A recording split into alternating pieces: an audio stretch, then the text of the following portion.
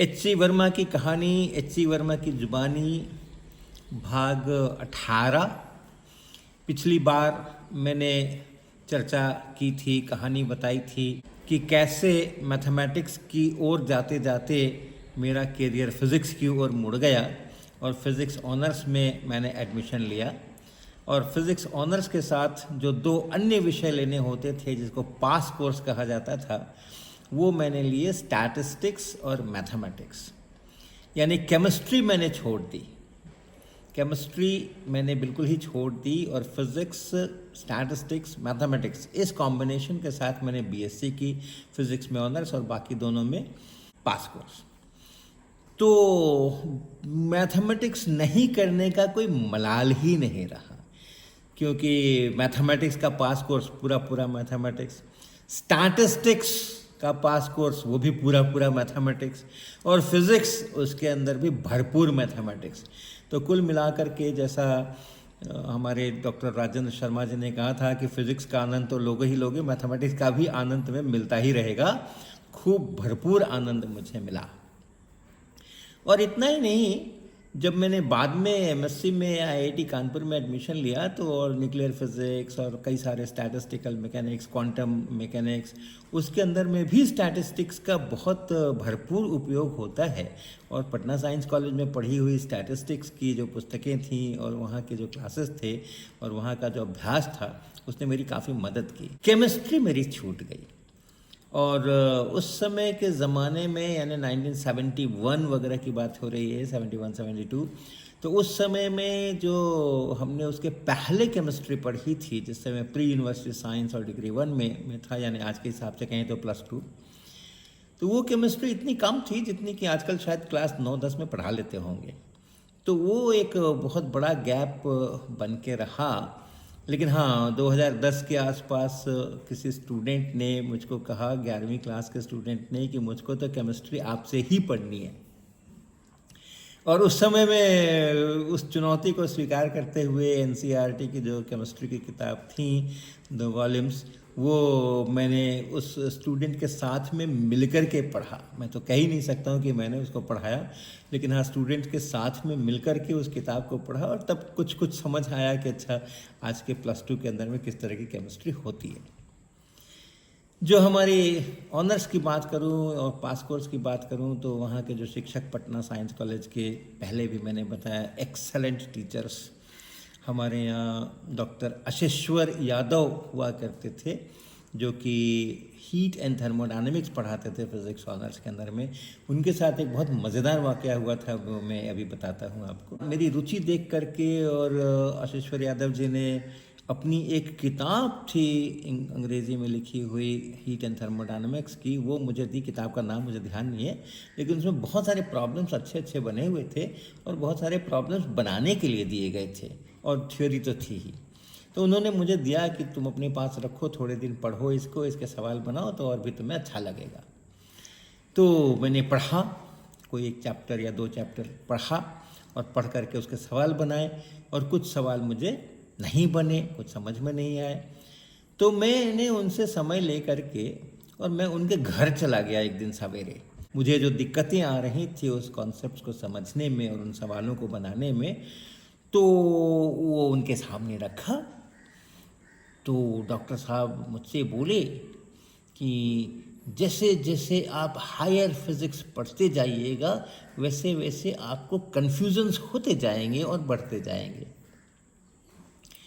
तो मुझे लगा कि प्रोफेसर साहब कुछ जोक कर रहे हैं, कुछ मजाक कर रहे हैं, और अगर बड़े लोग अगर कोई जोक करें तो हंसना छोटे लोगों का कर्तव्य होता है।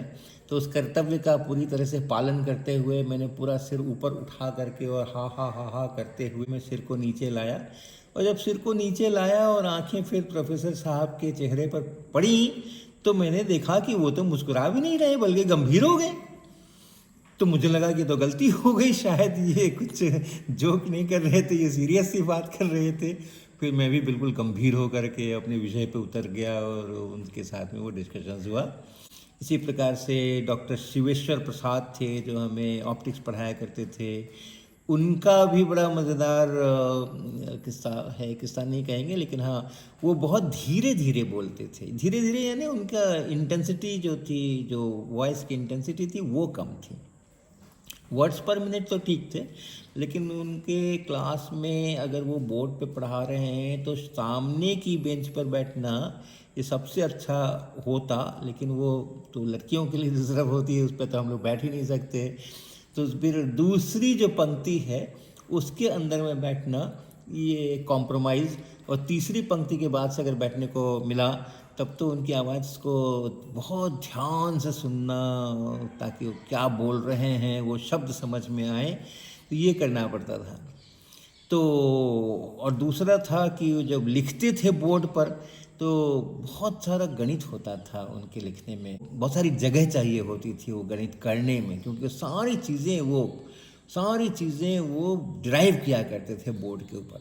और कोई भी पन्ना, कोई भी नोट, कोई भी किताब, कोई भी अपनी कॉपी लेकर के नहीं आते थे, उसी समय वो बोर्ड के ऊपर ड्राइव करते थे। छोटी से छोटी चीज़ें भी अगर हैं तो वहाँ से लेकर के और आखिरी तक बड़े बेसल्स फंक्शन और जाने क्या क्या तक वहाँ तक पहुँचना है, तो सब कुछ ड्राइव करते थे। तो काफ़ी सारी जगह उनको लगती थी बोर्ड पे, तो छोटे छोटे अक्षर भी लिखा करते थे।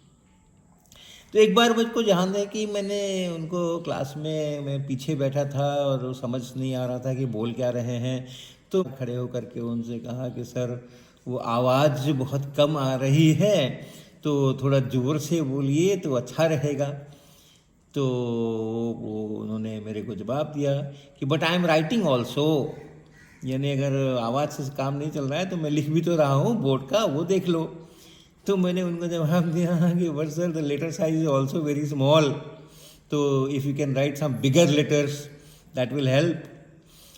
तो शिवेश्वर प्रसाद जी ने मुझे जवाब दिया but I am speaking also, तो अगर बोर्ड पर छोटा लिखने से परेशानी है तो मेरी आवाज़ सुन लो, और मेरी आवाज़ में अगर तुम्हें धीमी लग रही है और उसमें परेशानी है तो बोर्ड देख लो, दोनों मिला करके काम चला लो, मैं तो ऐसे ही बोलूँगा और ऐसे ही लिखूँगा। ऐसे बड़े मज़ेदार वाक़यात वहाँ हुआ करते थे। लेकिन क्या शिवेश्वर प्रसाद जी का कॉम्पिटेंस था, क्या शिवेश्वर यादव जी का कॉम्पिटेंस था, कमिटमेंट था, उसमें कभी भी हमें दोबारा कुछ कहने की ज़रूरत ही नहीं। उतना समर्पण, शिक्षा देने के प्रति उतना समर्पण, अपने कर्तव्य के प्रति उतना समर्पण, अपने संस्थान के प्रति उतना समर्पण, अपने विद्यार्थियों के प्रति उतना समर्पण बहुत कम देखने को मिलता है। शौकीन सिंह थे हमारे, वो हमें क्लासिकल मैकेनिक्स पढ़ाया करते थे, तो वो एक कॉन्सेप्ट को दिमाग में घुसा देने के लिए बिल्कुल व्याकुल रहते थे, और उसके कारण से एक ही बात को बहुत बार बोला करते थे। If you are using a non inertial frame you can not apply Newton's laws. If you want to apply Newton's law, you must take inertial frame of reference. If you have taken inertial frame of reference, only then you can apply Newton's laws of motion. यानी एक ही concept को, एक ही बात को कहने में वो 3 sentences, 4 sentence, पर्यायवाची शब्द जैसे होते हैं वैसे उनके पर्यायवाची वाक्य हुआ करते थे। लेकिन वो ऐसा कर कर के हमारे दिमाग में, हमारे मस्तिष्कों के अंदर में वो सब कुछ घुसा डालते थे जो उनको घुसाना होता था। तो इस प्रकार का वहाँ पर अपना फिज़िक्स का सब कुछ हुआ करता था। तो अपना पहला साल इसी प्रकार से गुज़रा।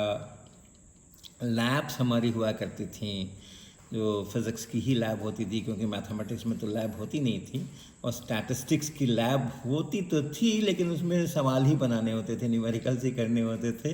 तो लैब तो केवल फिज़िक्स में ही होती थी, और साइंस कॉलेज की लैब तो शुरू से ही हम लोग थे ही वाकिफ़।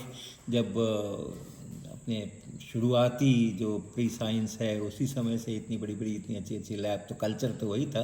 तो बीएससी की लैब में भी बहुत आनंद आया। लैब में मुझे ध्यान है कि केश नली से पृष्ठ तनाव निकालना, सरफेस टेंशन निकालना, वो कैपिलरी राइज देख करके, ये एक एक्सपेरिमेंट मुझे बहुत पसंद था। और वो पसंद इसलिए था कि उसमें वो कैपिलरी हम लोग खींचा करते थे।